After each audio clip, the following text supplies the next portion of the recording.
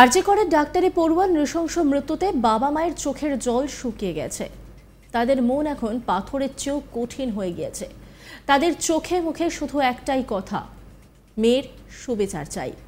যারা তাদের মেয়েকে তাদের কাছ থেকে ছিনিয়ে নিল, যারা তাদের মেয়েকে তিল তিল করে কষ্ট দিয়ে মেরেছে, তাদের শাস্তি চাই।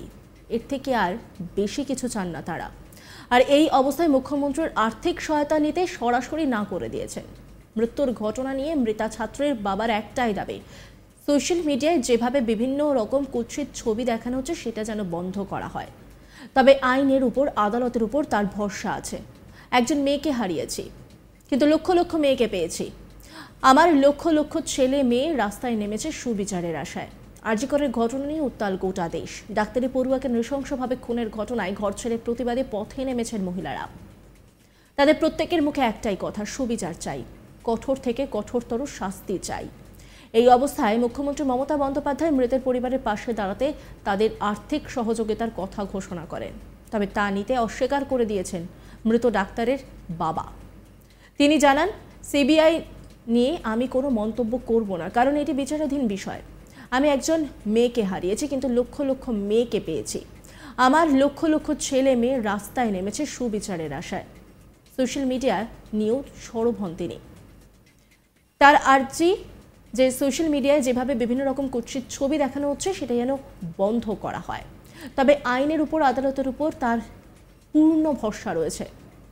সিবিআই তদন্ত নিয়ে মৃতার বাবা বলেন, আমি দেখতে পাচ্ছি সিবিআই নিশ্চিতভাবে কাজ করছে। মুখ্যমন্ত্রী প্রথম থেকে চেষ্টা করছিলেন বিষয়টিকে গুরুত্ব দেওয়ার জন্য। তিনি গুরুত্ব দিচ্ছেন।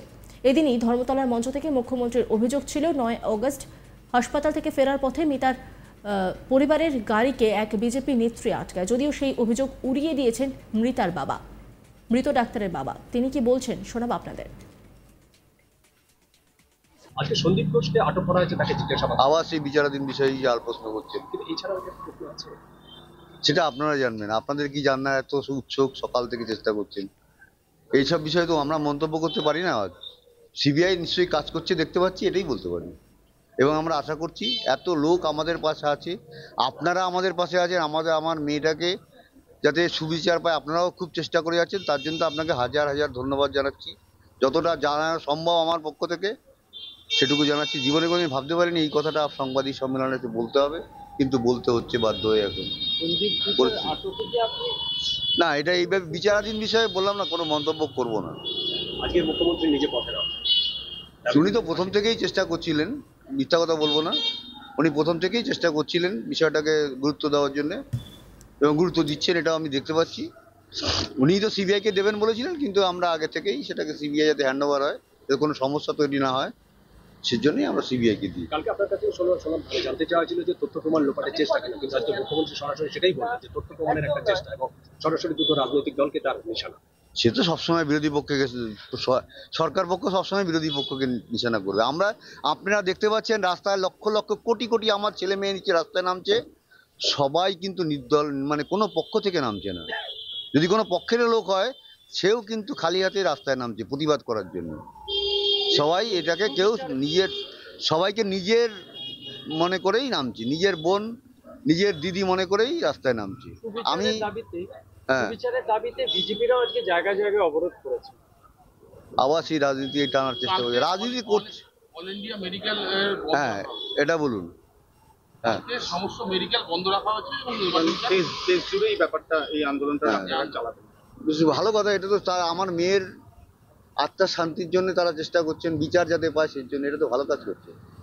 আচ্ছা, ফেসবুকে নানা ধরনের, হ্যাঁ, এটা একটা কথা বলছি, আপনারা একটু মাধ্যম থেকে রিকোয়েস্ট করবেন যে সোশ্যাল মিডিয়া যে সমস্ত কিছু কিছু কুৎসিত মানে নির্দেশ দেওয়ার পরেও তারা সাহস পাচ্ছে কি করে, এটা আশ্চর্য ব্যাপার। বাড়ি থেকে বডি বের হচ্ছে, সেই বডির ভিডিওগুলো, এইটাতে কেন স্টেপ নিচ্ছে না পুলিশ, সেটা তো বুঝতে পারছি না। আপনাদের কে ফোন করেছিল প্রথম, মানে বলা হচ্ছে অ্যাসিস্ট্যান্ট সুপার।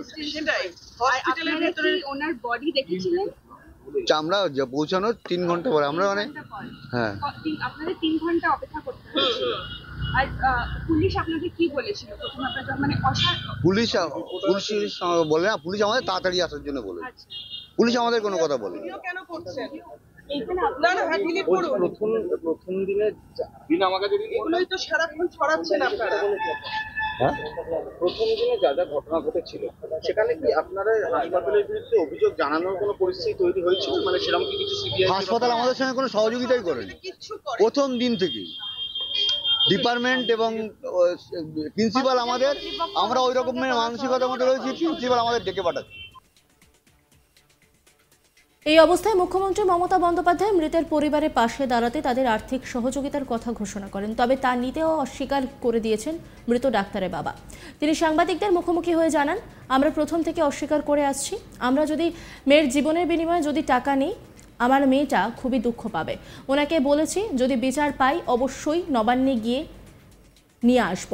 তিনি ঠিক কি বলেছেন শোনাব আপনাদের। সিবিআইকে আমরা যা বলেছি আইনগত ব্যাপার, সেগুলো তো প্রকাশ্যে বলা নিষেধ আছে না, সেগুলো তো বলা যাবে না। সিবিআইয়ের সঙ্গে যে সমস্ত কথা হয়েছে এগুলো বলা মুশকিল আছে। আপনাদের কি বয়ান ওরা রেকর্ড করে দিয়েছে? হ্যাঁ, বয়ান রেকর্ড করেছে এবং লিখিত সমস্ত যত ক্লু আছে আমাদের কাছে সেগুলো ওরা লিখিত নিয়ে গেছে।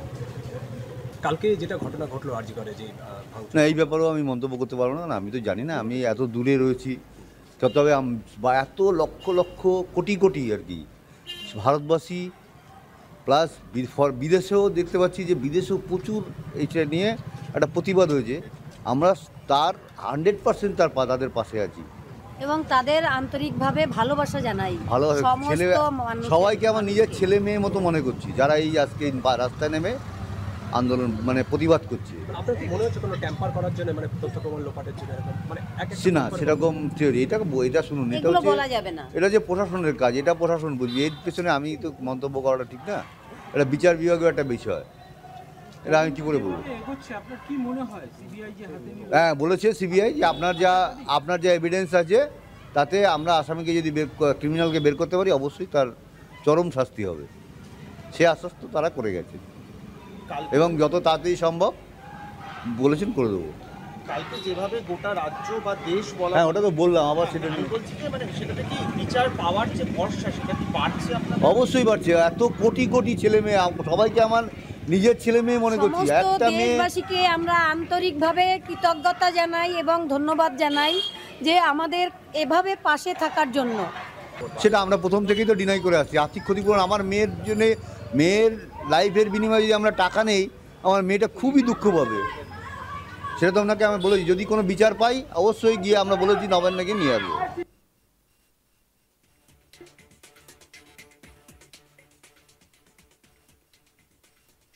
নজর রাখুন আজ তাক বাংলার ইউটিউব স্ট্রিমিংয়ে।